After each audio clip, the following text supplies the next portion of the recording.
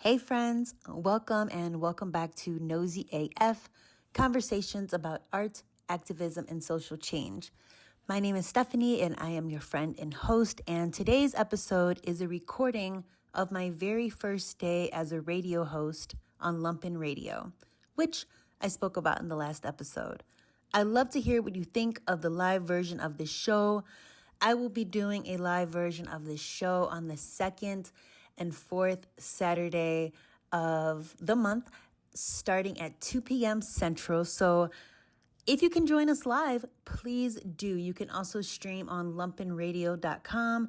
And this episode features a conversation with artist Catie Burrill, and I'm so glad I get to share it with you. So please enjoy.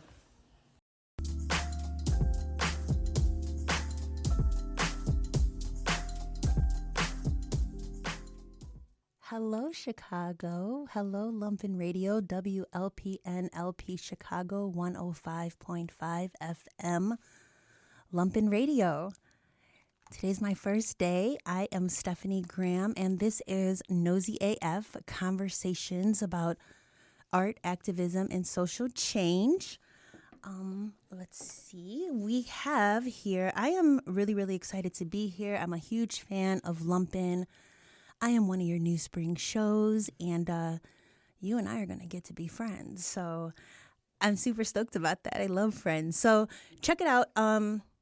This is a conversation today. I am so happy to be here and kick off the show with none other than Catie Burrill, who's an artist here. If y'all don't know Catie, she is one of our planet's faux fur queens.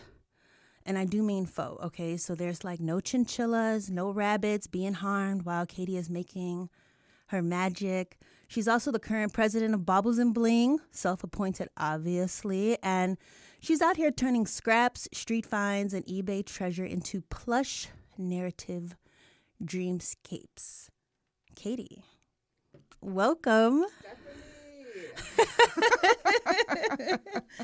Oh my gosh, what a dream, Catie. Yeah.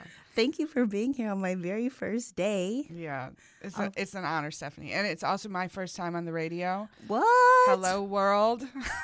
It's good to be here. I was telling Catie, I was like, Chicago, you will never be the same. You have Schaumburg turned Avalon Park in Bridgeport here. So, Catie, how are you doing today? I'm doing good. I feel good. That's good. So, your work is so colorful and so furry. Yeah. And why fur? Why fur? Okay, so why fur? It's like I can give you a philosophical answer, one, okay, or I can give you a technical answer, two. But I'm going to give you all of it. So first of all, fur. I got really interested in fur. I've been sewing since I was a little girl. My mother taught me to sew on a machine when I was like in kindergarten. So using fabric and textiles has always been a big part of my work. Mm-hmm. Touch, looking at textiles, different patterns has always been a big deal. And then, I've been sewing for a long time. And during the pandemic, I was in school and I decided I hated doing virtual school because it was not to mention the world was a disaster and it was ending. And so I decided to take a leave of absence and I was like, I need to get a job. Okay. And so, I got on Chicago Artist Coalition's job board, okay, right, as one does. And I found a job and I got hired at a costume shop that specializes in fursuits for the furry fandom. Wow. Okay? And so I rode out the pandemic for 1 year with the furries on a sewing machine. And it was the best people to ride out the pandemic with. Like, we're totally insular, got deep into furry drama on YouTube, fascinating subculture. Oh. But so during that time, I started collecting all the scraps and remnants that we were, making these suits, tails, ears, whatever with. And I just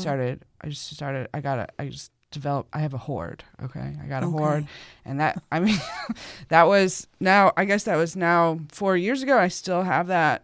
I still got a big pile, as you've seen in my studio. Yes, it is overflowing. And then now, since then, I've also like, that world is interesting. It's adjacent to the cosplay world. Okay.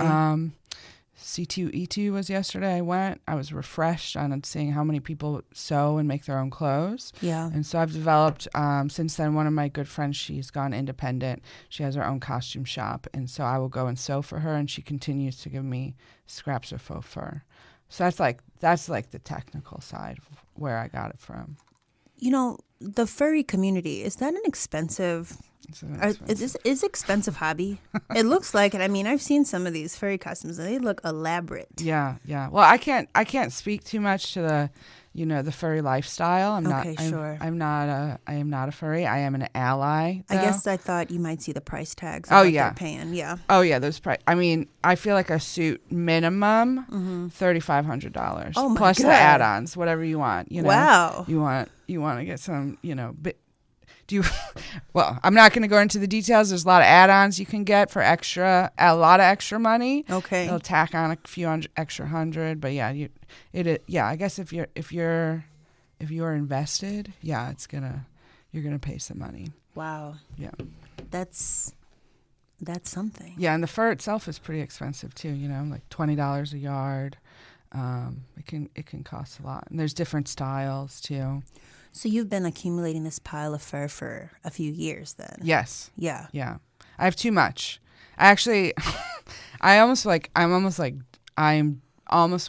dare say that I might be done with fur soon. What? I know. But, we all are always evolving. Right.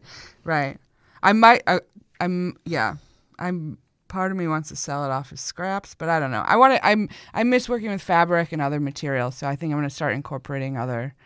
I'm really interested in using brocades right now and clear vinyl as a material source. What's a brocade? So it's like this beautiful textile that I can only describe as what is very like, I got a palace, okay, and these are the curtains, and so, but it's like a dramatic palace, and like, I'm like a countess, and I got all these emerald colors, sapphires. It's very I guess, I don't know. I think it's majestic. It's a majestic fabric. Yeah. Yeah. You use, when I also think of your work, it's like majestic mythology, magic. You have let's talk about, you have personal mythology. Yeah. Yeah. I think somebody reminded me of this yesterday, or one of our friends, about how I love the sublime and what the concept of that is. And I love, I guess I don't know why I fully make these giant faux fur sculptures other than, I guess I think of them as like my giant friends in my other world, and I make sense of the world through animal and human behavior. I'm very observant to that, and so through animals, then I'll get hyper focused in, and I'm like, worms, okay, worms. What does it mean? Yeah, and because sometimes it's easier to think about worms than the horrors of reality. Yeah. And so, with worms, then I get deep in. Somebody tells me worms have 10 hearts, Oh, what? And so then I'm like, whoa, worms are all about love. You know? And then I'm like, whoa, worms move really slow. And so we're inching along. And then I start thinking, oh, this is a good metaphor for, what it's like to live in, the late stage capitalist hellscape that we find ourselves in, that we must move slowly and tenderly, and, thinking of worms live in the dirt, and so we're not all high up in the sky, but we're grounded And then, and then I started thinking, oh, worms travel in a pack, right? And so community is important. And then, here we go. Here's my brain moving. And then I start thinking, oh, worms come out in the rain, right? Right. And so they're like, in a sense, I think of them as, nobody actually knows why worms come out. The scientists can't figure it out. Okay. Science cannot figure everything out. That's my attitude. And so I think worms come out in the rain because they like to dance in the rain. Okay. And that's a beautiful symbol, Yeah. So then I make giant worms, right? And I call it Furgate. Okay. So they're two giant worms. It's an archway. You can enter through Furgate, and I call it embrace the worm. Yeah. That's so interesting. Like, I didn't know that worms traveled in packs. Because when they come out in the rain, they're always like separated on the driveway. Like there's one here, one there. They're like dancing by themselves. Yeah. Well, there's even like this weird phenomenon. I can't remember what the term is, but like where they all get wiggled together. I think they sleep together in a giant worm pile like to stay warm. But then I think I've heard they can even tangle up and get stuck that way. Dang. It's like gross. Rats can do the same thing with their tail. Oh, yeah, I heard that. It's the rat king. Yeah. Yeah. I don't want to go there. At first, I was thinking, like, when you were talking about worms, I'm like, maybe it would be nice to be a worm, but I'm not trying to be sleeping and getting tangled up with a bunch of people. It's just not my style. Yeah, no cuddle puddles, yeah, right? Absolutely not. No, thank you. Absolutely not. So, so you and I are both residents at Chicago Art Department right now, and your big entryway into the worms, into Furgate, you called it. Furgate. And then have you thought, so like you're a world builder, right? You like make these worlds. Oh, and that's where I want to go. You've worked in the circus. Yeah. Can you talk about that? Yeah. So building worlds. Yeah. I mean, I'm an escapist at heart. I love to escape reality, right? Who doesn't, Maybe not everyone does, actually. Some people like reality. But for me, joining the circus, I did that. So, I was 25, right? Some people, I feel like that's the age people are like, that's when I'm going to get it together. That's when I'm going to buckle down and get serious in my career. And then I'm like, all right, I need to get away. And so I'm like, I'm going to join the circus. And so I did that for almost 3 years. In my 20s, I worked professionally as a chef. I went to culinary school. I like working with my hands. I consider still what I do as an artist very related to working in a kitchen, working with color, scents, flavor, visually stunning, and then also gathering people together in that way, a community event. Thinking of your audience, I suppose. But yeah, so I traveled with a traditional 3-ring circus for almost 3 years, working backstage primarily. And so I was not front facing. I saw the audience. I didn't talk to them. I was backstage. Okay. I was speaking circus lingo. We had our own language. Such as? Okay. So I worked in the pie car. That's what they call it. And okay. So pie car is that's where the food's made. And then, so what's some other things that we would say? In the film world, yeah. If you have to go to the bathroom, you would say 10-1. 10-1. Yeah. Do you guys have something like that? It's been long, but yeah, there's all these there's language in that way. I don't know. There's a tradition also, just on the note of pies. If it was your birthday, then someone's going to sneak up and throw a shaving cream pie in your face. And it's going to be fun, What if you had your hair braided? If I had my hair braided and you're putting shaving cream in my hair? Were there black girls on the... Yeah. Wow, and they got shaving cream in their hair? I don't remember the logistics of how it. that went. Yeah. But yeah, so were there animals that you would see in the circus? Yeah, there was. I stayed away from that a lot. Okay. I will say I did like to hang out with the guys that worked with the lions. Yeah. Okay? They were fun. Mm-hmm. Yeah. I bet. Tough, Yeah. Spicy. Liked to drink alcohol. You Goodness. know, we were having a fire in the train yard out back. It was quite a lifestyle. That sounds like quite a lifestyle. I felt like a swashbuckler, you know. What's And that? I was like a pirate, you know. Okay. Lawless. Yeah. And, you know, because we moved every week, we would move to a new state. And so we traveled, we lived and worked and stored our stuff on a private train that we would go around in. And so then we would park in train yards all over the country. And living in train yards as a lifestyle is, you know, it just brings out a roughness in you. And also seeing, you know, America through these, like, the eyes of traveling on the rail versus the road. Yeah. I saw a lot of the country that was, like, completely untouched, you know, going through the hills of Appalachia, switchback, like, rounded turns, and seeing houses that are in the middle of nowhere, and children would, like, run out and wave at us. Or, you know, even going through cities. I remember we went through New York City, Manhattan. We traveled in their subway tunnels.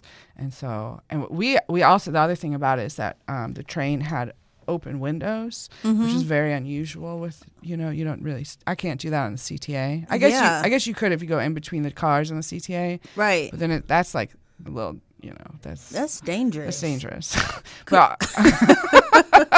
But ours were more, it was a safer situation. There was more space. Yeah. And so it was, you know, to be able to stick your head out while you're moving, you know, you're moving 60 miles per hour through the Mojave Desert was, you know, just incredible. So with the open, you know, like if you're riding in a car and you just have your window, your hand hanging out the window, just enjoying. Could you do that like in the train car? Yes. Wow. Yeah. That's amazing. That's amazing. Yeah. So I have this memory. We were, oh God, it was like the longest we ever spent on a run. We call it a run. We were going on the run. And it was from like Tampa, Florida to like Northern California, like Stockton, California, you know, going to these offbeat cities. And I remember it took a week. And I was like, after day 3 is when people would start to like go a little, you know, loopy, right? Because we can't get off the train. We live on the train. People are drinking on the train. We're, you know, I'm cooking food at 2 a.m., you know, but having a good time. But so like by day 3, people start to lose it. They go stir crazy, you know? And so, like, so we're going through Kansas. It's like, it's summertime, so it's super hot. And then there's just bugs everywhere. Like, just like, and so we got the window. We got the windows open. Oh my God. And so, but like, they're not coming in too much. But so I remember I didn't do this, but I witnessed it. People, the kids, the young ones, right? They're like sticking their heads out the window. Like, come on. Also like opening their mouth wide. You are kidding. And seeing who could catch the most bugs in their mouth like that. Bad kids. Bad, nasty kids. Bad, nasty kids. It was like a contest. Yeah. Unbelievable. Yeah. Would they, and then what, just spit them out? I don't know. You know what? Let's not go know. there. That's just too crazy for me. That's just too crazy for me. So then in the circus, when you worked in the back, you have like one of your art projects, the petting zoo. Yeah, I did the petting zoo. Can you, for our listener, can you share a little bit about the petting zoo? Yeah. So, you know, I think for the petting zoo, so just for context, what the petting zoo is like I've mentioned before, you know, I work with faux fur, right? I make these big faux fur sculptures. They're very tactile, and then I invite viewers to come and touch them. And I've done these setups, installations where I have all my sculptures in one area, and then I invite the public to pet, groom, brush, love, hug, whatever, touch the faux fur. Last year I did the other art fair with this, and I mean, it was just thousands of people coming by touching them. And I was, you know, it was taking a risk. I was like, good God, what are they going to do? You know, are they gonna drool on it? Are they going to, you know, lick it? I don't know. But it catch bugs on it. All right. I've seen some stuff. People are disgusting, but it turned out fine. And it was great to see people interact. You know, one of the most common feedbacks I got is how soothing they are when touched. Yeah. And how it kind of relieves anxiety for people. People would get so into it, so calming. But yeah, so my idea behind that was, I'm definitely have this like roots in this more like show business, entertainment world, and what it's like to like have people actually interact with the work. I love live entertainment. And, you know, for a long time, I still have this dream. One day when I'm an old lady, okay? And I will, on a dusty road off the side, perhaps of a train path, who knows? I want to have a small little ranch of miniature horses. That's the dream. And so I love it. Roadside attraction. Yes. Come on down. There'll be a rock shop. So like this is giving you practice for this is the petting zoo. Yeah. So it's like, well, if I got to build it first. Yeah. So this is me. This was my attempt at. Yeah. Yeah. How did you like having people interact with your artwork like that? I loved it. Yeah. Yeah, I loved it. It was beautiful to see. You know, at the time, you know, I where I was in the art world, people were talking about play a lot. Play as a concept for art. What does that mean? So I was leaning into this play concept. Yeah. But, you know, I've been thinking about that play idea for a while now. Yes, let's talk about that. Let's talk about play. It's such a wild, everybody and their mama's out here trying to play. Play. Be joyful. Play. Be joyful. Celebrate, yeah. Play. But definitely play. Play. Play. Yeah. Play joy, play joy, Play joy, yeah. play joy. What does that mean? It's not right. I've been thinking like, what does that mean? Okay. Yeah. And so I was on that play tip for a little bit, you know, but now I'm like, what does that mean as an artist? Like I'm playing make believe, you know, I'm like playing by myself. And then I I'm like, no, plays out, interactivities in. Okay. I'm playing with another person. That I think is more interesting. I'm actually I'm quite fascinated by game theory these days. Tell us more. So let's see. Like a Nintendo Switch kind of game? I like video games. Oh, yeah. When people say game theory, I think of video games. Oh yeah. Well, it could be video games, but also like, you know, I didn't realize this, but game theory is also used for military strategy, you know, because you can like figure out it's like a theory, like what players will do what based on these statistics, which also I have another theory. Data's out. Okay. I'm sick of data. I'm done with data, but look at the data. You don't like when people say that? Like, let's just take a look at the data here. No, I'm done. I don't want to hear the data. I heard that. We don't want to hear it. It don't matter anyway. Yeah. Right. And so, you know, I'm about feelings, okay? As an artist, I feel like it's about feelings, touch, stuff like that. But, you know, as you know, Stephanie, I have in my possession a magical crystal fortune dice. Yeah. It's 100 years old. It's from the Czech Republic. It's a divination tool, but it also is more than likely was a party trick for back in the day, in the 1920s. What a time to be alive, you know? And I'm glad I wasn't. Yeah. And so, but yeah, so this idea, you know, and I brought it out recently at our, I did an artist talk at our studio and I brought it out for the residents to see. And like, you know, I brought out all these little artworks. And the thing that reacted the most, because a lot of my artworks are very playful in that way. But what people loved is playing with the crystal fortune dice and rolling and seeing, you know, asking questions, but also just playing for fun. And like, that is what got the crowd wild, you know? Yeah. And so I'm like interested more of like, how do you get the crowd wild? Like, how do you get them eager and excited? And I like the divination right now, 'cause it's like, you know, we're living in incredibly uncertain times. This is unprecedented. Who knows what's going to happen next? And so I like this idea of future casting, you know, what are, you know, like what, this is our way of us to make sense of the future. Yeah. And that's what I mean by interactivity. Yeah. Yeah. Playful interactivity. I know who knows what's going to happen next. What? The Lord. Who knows?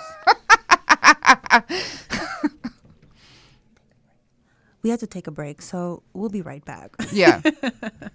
See ya. All news is good and Chicago's interesting. local At panopticon. AWCY-FM, we report the headlines you missed The interest that you didn't know that you had. and the thoughtful commentary you're ready for. Join Ham Smedley our sponsors and true local Chicagoans just like you. as they report the good news, because all news is good news, Chicago. Saturday, 8 to 9 p.m. on WLPN LP 105.5 FM. Lumpin Radio.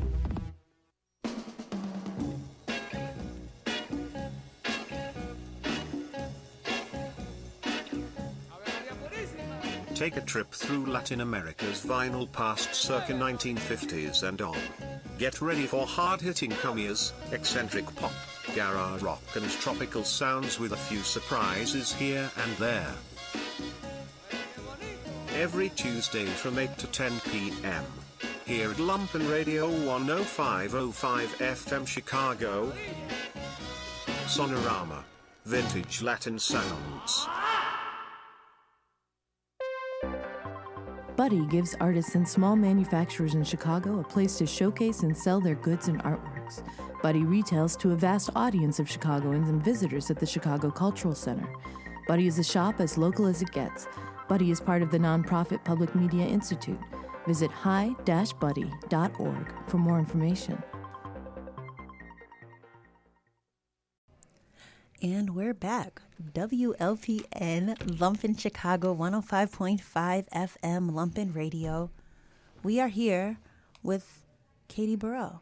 Hey, Thank you so much for being here. it's my honor. Yeah. So where were we? We were Where discussing... were we? Worm theory. No. Dad is Yeah. out. Data is out. Dad is out. We are sick of that. No more. Why do we have to make everything a social science? You know? Yeah. Why can't we just listen to each other? Listen, in my own practice, I really do come from just having a good time. That's really all I want to know. It's all from, I really move from people's stories and their experiences. Yeah. I'm not referencing a book much, only if I think I need to have some type of reference, some type of data. Mm-hmm. But really, I just like to go off of the story. Yeah. I think that that's what's more important. So I definitely understand. And you said you were moving with feelings as well. Yeah. You did say that. Yeah. Yeah. Yeah, I like feelings. Mm-hmm. I have as you know, I have an interest in mental health also in Yes, my work. yes. And so I've had a realization that I have a lot of friends that are therapists. Okay. I love therapists. What Yeah. a group of people, Yeah. And I was talking to some of them. I was talking to one of my friends who's a therapist, and we were having this discussion of you talk to other people and it's I don't know, it's just not the same. It's why do artists and therapists get along? Because I'm not the only artist that likes therapists. Yeah. And so I think it's because we both work in the realm of feelings and emotions and depth, depth psychology in a sense. Not that I am not a professional, okay? I am not. But I am someone that likes to spelunk, in the depths of my mind in that way. Yeah. Yeah. And, with your mental health, I know your last show you spoke about, or with the topic of mental health, not necessarily yours, but you speak about mad, the word mad. Yeah. Can you talk about that? I feel is that sort of taking that word back? Folks would be are you mad? They're mad, it's a way to call someone, forgive me, but crazy. Yeah. That's not a word we use and stuff. So can you talk about your use of the word mad in your work of mental health in your artwork? Yeah. What a question. What a question, right? Here we go. So I started using the word mad and getting involved with mad studies, the notion of madness. I got introduced to it actually the first time in a art history class on the domestic arts. Mm-hmm. I don't know why we were talking about it in that class, but that's when I first started hearing about it. Oh, that class was pretty disabilities focused. That's why. Okay. But then I got more involved after I heard Matt Bowdit talk, who is the director at the Center for Mad Culture here in Chicago. Okay. This works out of the Fine Arts Building downtown. And, he introduced this idea of like the mad identity and what does it mean. And he was speaking from his personal experience too. And I was just like so profoundly moved about someone talking openly about mental health and it not being this like therapy jargon that like we hear now. It's just like, I don't know, I have a problem with a lot of that. Just because I feel like it can be weaponized against people. But the idea of madness, mad studies is a reclaiming term that is wants to talk about the strengths of people with mental. I guess I don't like the term mental illness because to me I'm like, why am I ill? I have a chronic condition. Like, why do I have to be? Why am I always like quote sick? And instead thinking I was like, actually, this is a strength. And can be for myself. I feel like I have a greater capacity for emotions, and it can be a lot to manage the emotions, the highs and the lows. But I find it exhilarating at times. But I think for me, my interest in the body of work I recently did is I want to understand what madness has looked like throughout history since the beginning of time. Before it was all like, oh, you're insane, you're crazy, you go in an insane asylum, lobotomies. Like, I'm interested in way before that. I got obsessed with this painting called The Stone of Madness by Hieronymus Bosch, my favorite artist ever, Renaissance era painter who also did the Garden of Earthly Delights. If you know it, look it up. It is a triptych, actually. Oh. But I like that bars. But it's also it is a trip. Like, whoa, that guy was like on another level. It's wild. But so another painting he did, The Stone of Madness. So it was like this is like a contested Renaissance era belief that people that were mad had rocks in their heads. Okay. Oh. And so the cure for it was to remove the rocks. And so he did this painting of a quack doctor. It's a very symbolic painting. Like a rock off the street. Like a rock off the street. And how would it have gotten in their head? Just, I don't know. People just say anything. Right. Fell up their nose or something. I don't know. But so the painting shows someone having a rock removed, like he's digging it out of their skull. There's another woman that's dressed like a nun. She's got a book on her head. She represents melancholia. Just feel like it's like the weight of knowledge or something. I don't know. These are my interpretations, but okay. So I got obsessed with this idea of having rocks in the head, and so I started making this body of work, so it's called The Stone of Madness, but also known as The Stone of Folly. So, folly, foolishness, right? And like, what does that mean to be a mad person and be foolish? Yeah. And I was born on April Fool's Day. Okay. Look at the Lord. Look at the Lord. He knew what he was doing when he made you. Yeah. That or like, every birthday was kind of a joke, Kate, what's Catie up to? Or like, I remember one of my grade school teachers, like I brought in cupcakes for my birthday and she was like, Katie, quit joking around, It's not April Fools, okay? But so that legacy of foolishness has stuck with me. Okay. It's led to this, my playful, I guess, soft sculptures of and so, I made this series of sculptures that I were calling my stones of folly. Okay. And so, this included collecting pebbles from Lake Michigan. Also, I used some abandoned ceramics that an art student, I work in higher education and art students make work and then they forget about it, leave it laying around. So I grabbed some of those and then I tattooed them with water decals of different celebrities, artists, and musicians that I had gathered from the NAMI, National Alliance of Mental Illness, nonprofit, I don't want to call them a corporation, big business that helps people. They do advocacy work, but then also like will help host like group therapy sessions, whatever.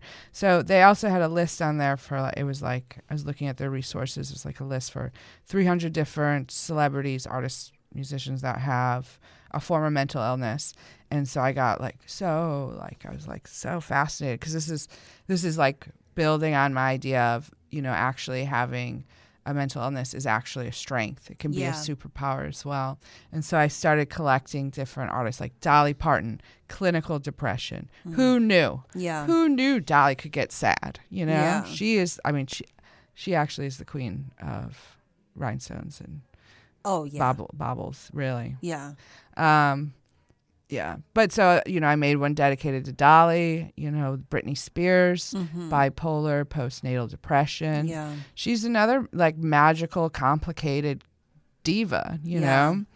And so I started collecting more this idea of different artists in this way, that some are looked at like so amazing, but then some, they're complicated. And what does that mean? And for example, Richard Simmons, I have his as one, and how many people did he heal, in his work? Oh my gosh, yeah, so many. He changed his world and the people in it. And he changed the world. He changed the world. Mm-hmm. Yeah. But he suffered from anorexia. And it's interesting to think about, okay, here's somebody that has touched the center of their own sorrow, and then taken that and turned it around, and it's used as their strength. And so that was my idea behind the work. But I don't want to make it so much now we're all, it's a pretty bow, we're not all, it's all good, Richard Simmons, amazing, right? But I also want to show it's complicated and confusing. Yeah. And I included Kanye West. Whoa, what a guy, you know. He's complex, and it's not always pretty. Britney Spears, people make fun of her so much, you know? And so what does this mean? It's a very layered conversation in that way. Yeah, and I like hearing about it, because obviously I really enjoy that work with the rocks, and you have all these rhinestones, and it's very blingy and it's very pretty, and I'm very always attracted to bling, so I love it. But I think because folks look to celebrities as people to identify with. So if you did identify with Britney Spears for whatever reason, you grew up listening to her or whatever, but then to also know this about her, it's just another layer that you may or may not be able to connect with her on, and that's always good. Just for people to also have more role models in a way, not that necessarily any of these people want to be role models, but people look for other folks to connect to. So I think you having that, that list of popular people that folks can identify with, they'll be like, oh, really? Maybe it'll also make them rethink what they think, mental, quote unquote, illness is, that it's not look at all these stuff that all these people are doing. They've accomplished so much, while still managing everything. So that's really great. Managing the rocks in their head. Right. And I still, who rocks in their head? How do you think I got rocks in my head? Right. It's so ridiculous. Well, I had some rapid fire questions for you. Yes. I think I have a little. Look, I have this theme song that I have for my rapid fire questions. Let's play it. Yeah, I want to play it. I'm always trying to figure out how to work this in there, but it's just ridiculous. And, with it being our first time here, you, the listener, you could tell me what you think. So,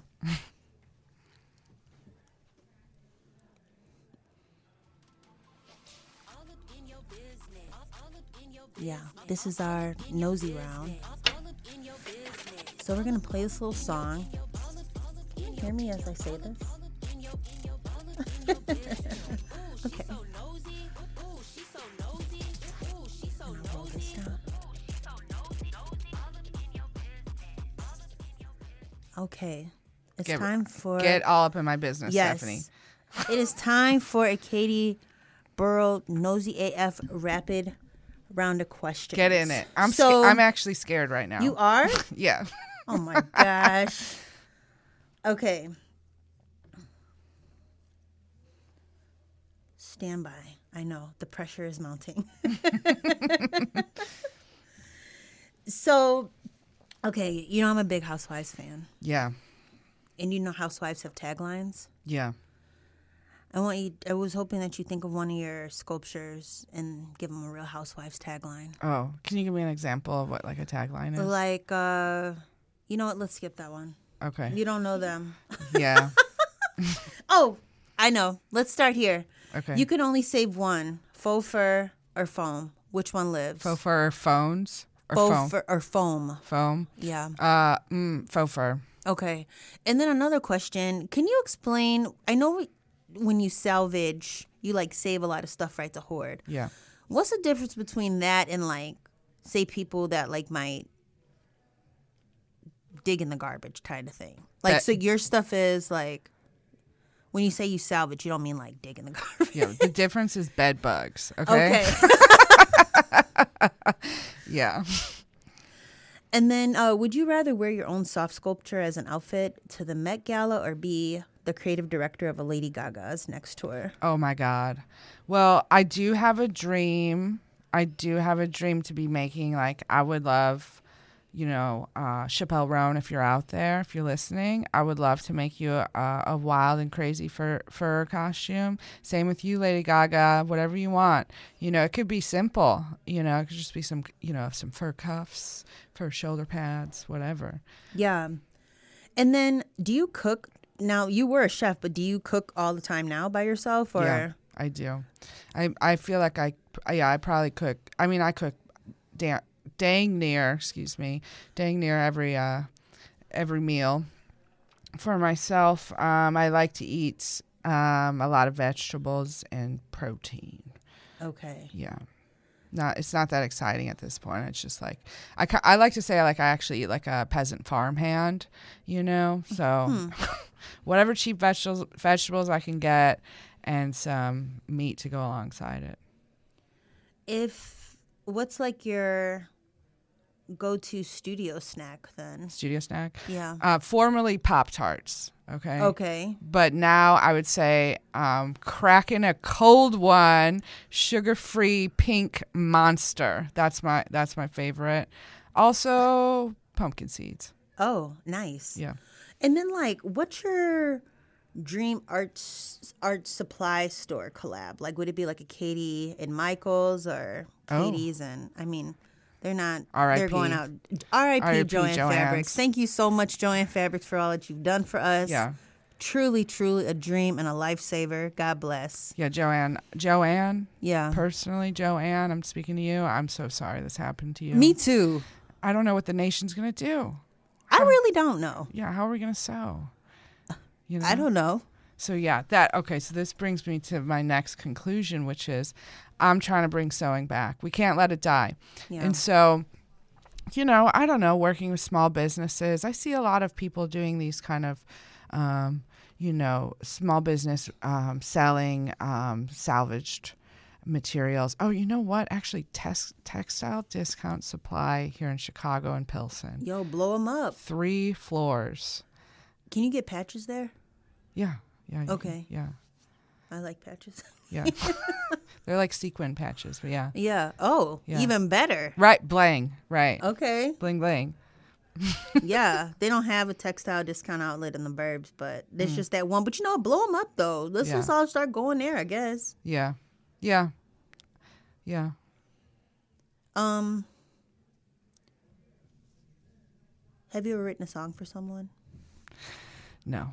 And is your bed made right now? Is that nobody's business? Yeah. No, it's not. I'm not gonna lie. It isn't. Usually I make my bed, but not every day. What's the point? Yeah, I hear that. I remember one time on the Oprah show, she had somebody come who was like, you know what, Oprah, I don't make my bed, and I encourage other people to not. Yeah. And then they followed her around and how she just like left stuff out. She didn't clean stuff right away. And she's like, life is too hard. Life is too hard. It's too much going on right now. Yeah, plus I got like a cozy home to come back to. Yeah. Just slide back in. That's it. Yeah. One other We had some listener questions. Oh. Yeah. And I think now it's time to bring this up. All right. We had Z, age 14, message and say, "Hi, Catie. I love making stuff with old fabric and buttons I find in my grandma's house. How do you know when something is good enough to be called art? Or do you just make it and let it be weird?" Wow, Z. Shout out to the children. Yeah, 14 years old. This is a deep question. I'm so impressed. Well, Z, I think for me, a long time, I feel like putting together stuff was just an experiment. To use fabric, buttons, like little things you find, put it together. Think if you call it art, it is art, I think maybe textile work can get pigeonholed into the craft realm and not thought of as art, and I don't think that's right. And so I like to think of what I do often, it is like collage work, which, that's another, what it really could, that could be another term in the fine art world. What we say is, okay, and this is a word I can never say right, assemblage, assemblage, assemblage, assemblage. Ooh. And so that's like Z, start using the word assemblage, right? There you go, Z. Now it's fine art, okay? Oh my gosh. Okay. Another question. Jess, this question is for both of you. If you had to build an art immersive experience inside a CVS, what aisle would you start in? Oh my God. And what would people have to do to get in the back room secret exhibit? Oh my God.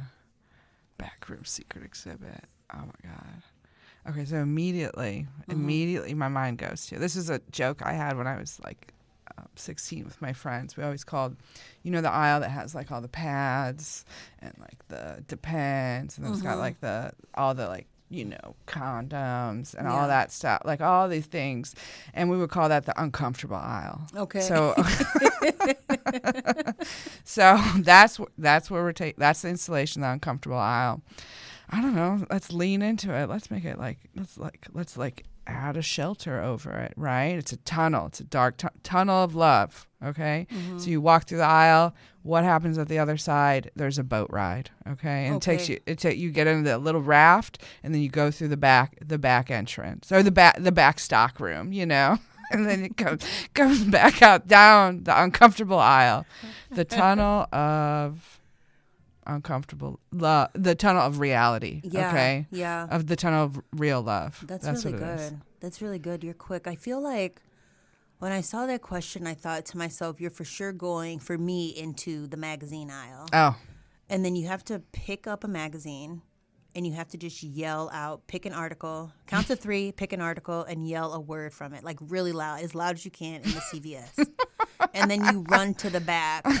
And then I didn't know like what would happen after that, but it starts with yelling a word really loud, even if it's like about. Yeah.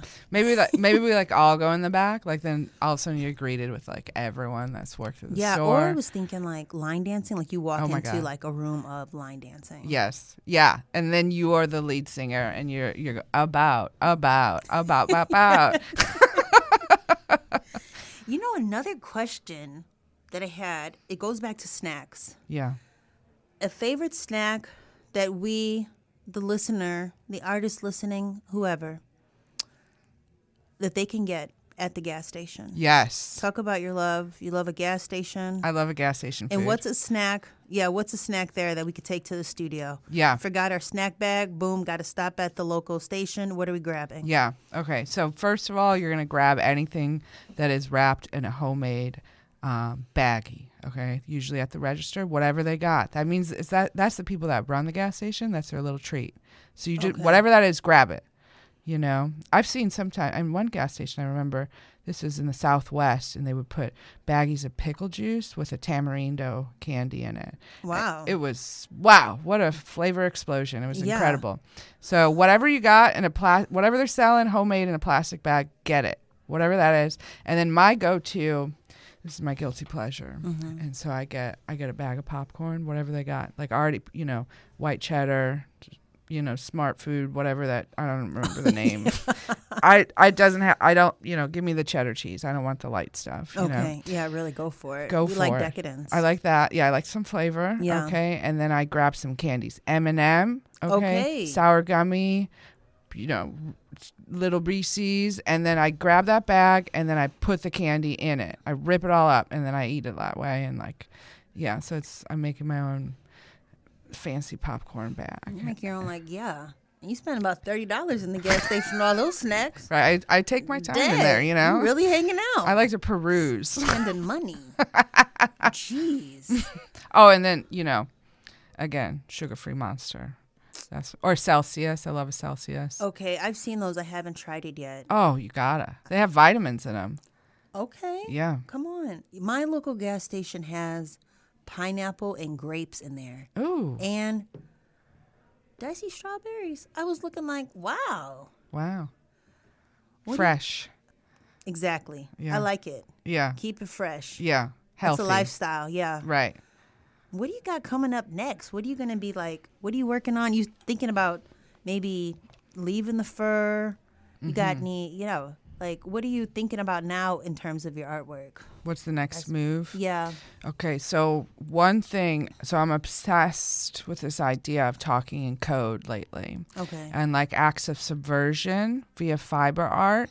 The fiber art sewing has a long history of, women talking to each other without actually using words. And so, I've heard this quote, men's history was written with a pen, women's was written with a needle.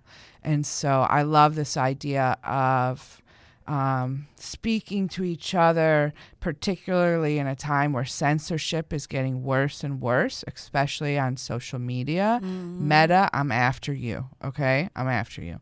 And so I'm coming, right? Uh-oh. And so, I'm really curious right now. I recently remixed, I wrote a poem with quilt blocks. And so quilt blocks, long American tradition of... they all have different names, right? There's one I got into, the drunkard's path, that's a quilt block style, or flying bats, night and day. And storm at sea, that's another one, thunder and lightning. And so using these as a way to communicate, writing poems through quilt names, and then, moreover, just incorporating more symbols, in that way. Probably some worms, I don't know. Hey.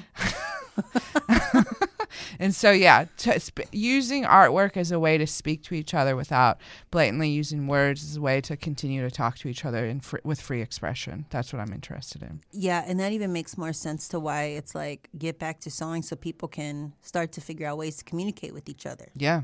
Yeah, and not to mention, there's always been sewing circles of women. Yeah. It's a very community act. You can sew that way, and it can often be a safe space that way. Yeah. So... yeah. I would love to learn to sew. I don't know how. And I remember I was at a party and a lady was leaving to say, oh, I got to go get my jeans tailored. And another person, you're going to go pay for that? That's so easy. Right. And then they too were like, we got to start teaching people to sew because it's just so easy. Yeah. But people don't know such a simple skill. Yeah. Yeah, well, it's one of those skills that it's passed down between generations, right? And part of this is with a lot of craft-based stuff. You can't learn this by reading about it. You know, this is called tacit knowledge, and it's what that means is it's something that you watch another person do, and you watch how their hands move, and so that way you can learn how to move your hands too in the right way. So what I think that's so beautiful about sewing is it is an act of care that is passed down by another person. So they're teaching you it that way. I think that's a beautiful thing. Yeah, that's really a beautiful thing. I look forward to, I hope you start having sewing circles, I want to come. I want to, actually. Yeah. I'll let you know. Okay. Yeah. And do you by chance say affirmations? I do. Yeah.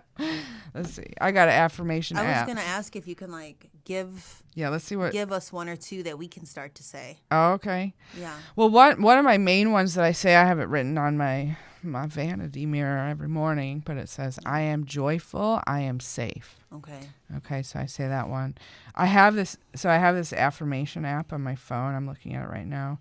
So it's just spitting them out to me every time I look. This is what it says right now. I'll read it, and it just helps me like have these reminders. Mm-hmm. Here's, I'm allowed to have days that feel better and days that feel worse. Just have these simple reminders. I like another one I say is I am successful in my career. I love it. Just keep repeating it until you believe it. Yeah. Fake it till you make it, right? Right. What if there was an affirmation that says, I am not playful and I do not do data? I don't play. Yeah. I don't do data. Yep.